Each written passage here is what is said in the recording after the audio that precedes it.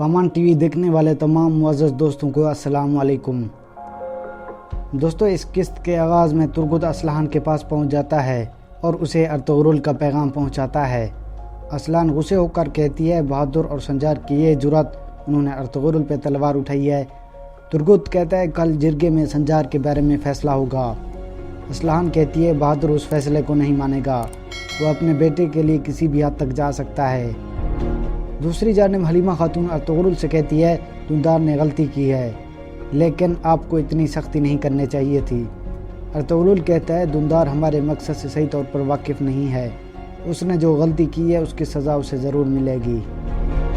दूसरी तरफ बहादुर सादुद्दीन से कहता है, अर्तुगरुल ने मेरे सामने मेरे 2 सिपाहियों को मार दिया है, मुझे भी इजाज़त दे मैं उसकी लाश को टुकड़े टुकड़े करके जानवरों को खिला दूँ।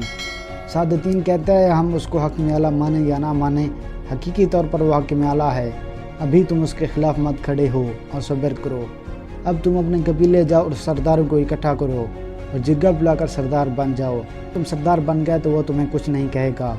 उसके बाद बहादुर वहाँ से चला जाता है। दूसरी जानिब अर्तुगरुल दुंदार से कहता है, मैं जब इस सरदार वाली सीट पर बैठता हूँ तो मेरा सिर्फ़ एक मकसद होता है कि मैं अपने कबीले को आगे ले जाऊँ, जहाँ मेरे बाबा ने इस कबीले को छोड़ा था। लेकिन तुमने क्या किया? तुमने हमारे मकसद को भुलाकर यहाँ से भागना चाहते थे। फिर दुंदार रोते हुए कहता है, आप जो भी मुझे सज़ा दोगे मुझे मंजूर है, लेकिन मैं आपकी तरह ताकतवर नहीं हूँ। इतने में हेमा खातून आगे होकर कहती है, इसका कसूर नहीं है, इसमें हम सब जिम्मेवार हैं। अर्तुगरुल कहता है, जो सरदार होता है उसे गलती की सज़ा भी मालूम होनी चाहिए, आप इस मामले से दूर रहें। फिर हेमा खातून पीछे हट जाती है। अर्तुगरुल कहता है, तुम कभी भी हमारे मकसद से संजीदा हुए हो?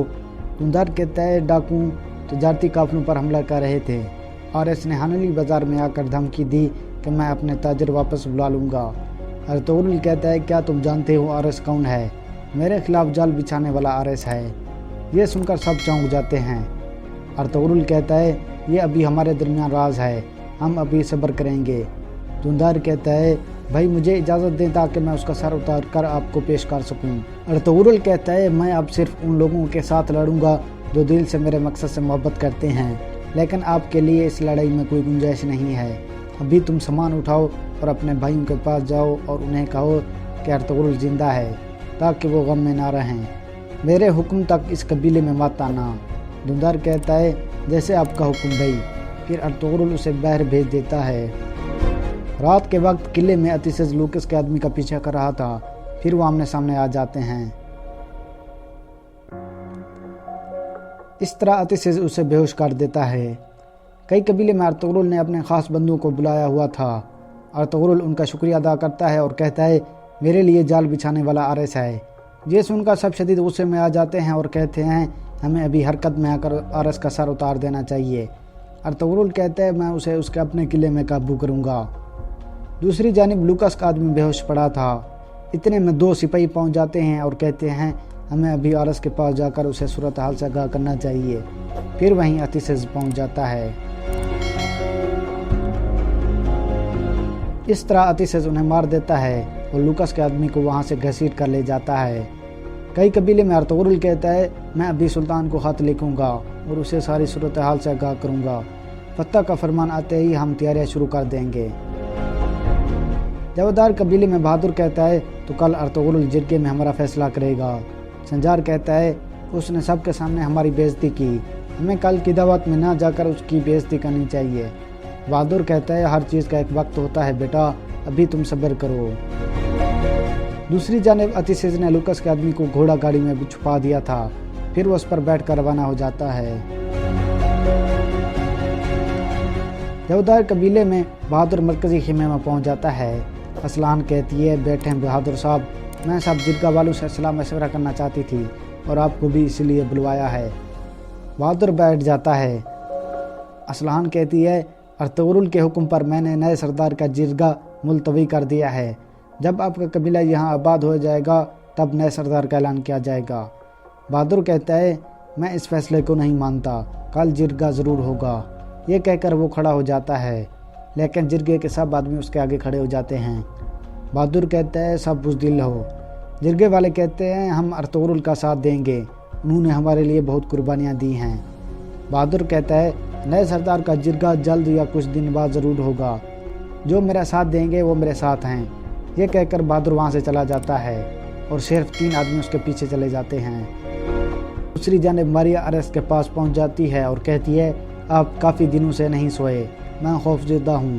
ارس کہتا ہے ارطغرل واپس آ گیا ہے، اب میرے لیے کوئی نیند نہیں ہے، جب تک ارطغرل مر نہیں جاتا تب تک میں آرام نہیں کروں گا۔ اتنے میں ایک سپاہی آ کر کہتا ہے قلعے میں 2 سپاہیوں کی لاش ملی ہے جناب۔ ارس پوچھتا ہے کس نے مارا ہے؟ سپاہی کہتا ہے ابھی تک کچھ پتہ نہیں چلا۔